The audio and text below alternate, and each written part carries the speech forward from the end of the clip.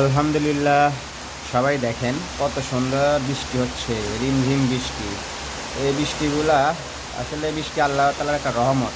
আর এই রহমতের বৃষ্টি আমরা হাজার চেষ্টা করলেও কখনো করতে পারবো না, আহ, দিতে পারবো না। আল্লাহ যখন চায় তখন বৃষ্টি দেওয়া সম্ভব। আর এই বৃষ্টির জন্য আমরা আল্লাহর কাছে সবসময় দোয়া করি, আল্লাহ যেন সবসময় আমাদেরকে রহমত দিয়ে ঢেকে রাখেন। আর আল্লাহর রহমত পাওয়া খুবই কষ্টের ব্যাপার। আল্লাহ যদি কাউকে রহমত না দেন, শান্তি না দেন, সে কখনো শান্তি পেতে পারে না। আমরা একমাত্র আল্লাহর উপরেই তা নির্ভর করে থাকি এবং আল্লাহর উপরেই সবসময় ভরসা করে থাকি।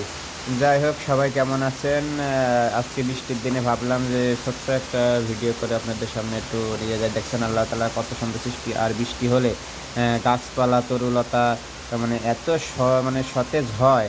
আলহামদুলিল্লাহ, দেখতে অনেক সুন্দর লাগে। আল্লাহ তাআলা আসলে এইভাবেই তার সৃষ্টিকে এত সুন্দর করে সাজিয়ে রাখেন এবং যত্ন করে রাখেন।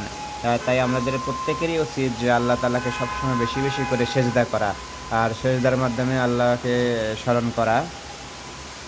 যাই হোক, সবাই সুস্থ থাকবেন, ভালো থাকবেন। সবার জন্য দোয়া করি, সবাই বেশি বেশি করে দোয়া করবেন। আর চ্যানেলটা একটু বেশি করে সাবস্ক্রাইব করে দেবেন। যাক, সবাই ভালো থাকবেন। আল্লাহ হাফেজ।